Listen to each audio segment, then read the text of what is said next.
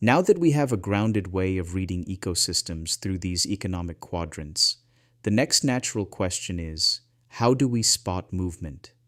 In the real world, progress and regression are not abstract ideas. They leave clear signals.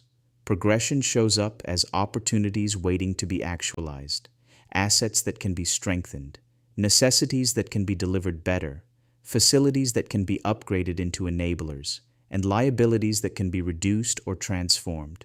Regression, on the other hand, appears as early warnings, assets turning fragile, necessities becoming unreliable, facilities turning into distractions, and liabilities silently expanding if left unattended.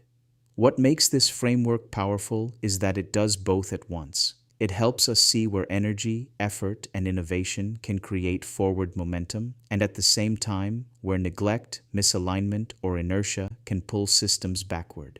Progress is not accidental. It is recognized, prioritized, and acted upon. Regression is rarely sudden. It is usually visible long before it becomes damaging. By learning to read these quadrants clearly, learners and leaders alike can shift from reacting to outcomes to actively shaping trajectories, amplifying what must grow and deliberately preventing what must not. Once we begin to see progression and regression clearly within these economic quadrants, the next step is to ask a more practical question. Where exactly are the opportunities hiding? And the answer is almost everywhere, if we know how to look. Let's start by staying within the quadrants themselves. A moderately performing asset that can be strengthened, optimized, or made more rewarding is already an opportunity. You are not inventing something new, you are unlocking latent value. Similarly, a costly liability that can be reduced, controlled, or even neutralized represents opportunity through efficiency and risk reduction. The same logic applies to facilities. If a facility already exists but can be enhanced to deliver higher return on investment, better experience, or stronger leverage, that enhancement itself becomes a value-creating opportunity. And when a necessity is in strong demand, improving its availability, reliability, or accessibility is one of the most direct and impactful opportunities any system can pursue. Now, things get even more interesting when we look at movement across quadrants. This is where some of the most powerful innovations emerge. When a burden-like need is transformed into a rewarding one, something that once drained value but now generates it. That is a classic assetization opportunity. On the flip side, if an asset is at risk of degrading into a liability and you can intervene early to prevent that shift, the opportunity lies in liability prevention. Both create value, one by conversion, the other by protection. There are also opportunities hidden in how needs evolve. When an optional or good-to-have offering becomes a must-have in the user's life, that progression represents preference solidification, an opportunity to anchor long-term relevance and loyalty. And equally important, if you can protect a must-have from slipping back into being optional, you are actively preventing value erosion. Together, these opportunities, whether through improvement, conversion, protection, or amplification, are all expressions of the same idea. Value is created not just by chasing progress, but by deliberately aligning with progression and guarding against regression. This is how sustainable, meaningful value offerings are built in the real world. Just as opportunities signal where value can be created or amplified, threats tell us where value is quietly leaking or about to. Recognizing these threats early is not about being pessimistic.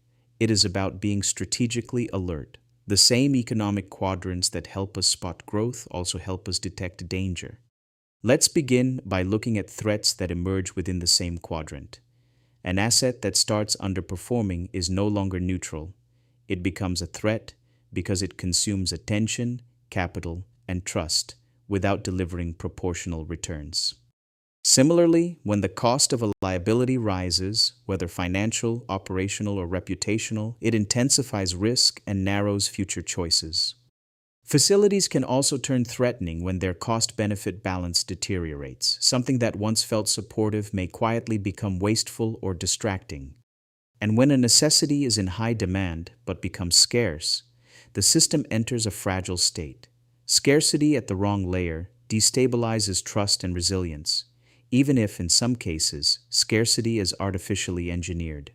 For our purposes, we focus on genuine breakdowns, not ethically compromised manipulations. Now let's look at cross-quadrant threats, which are often more subtle and more dangerous. When a rewarding need slowly degrades into a burden, we are witnessing liability conversion in action. What once created value begins to drain it, often without an immediate warning signal.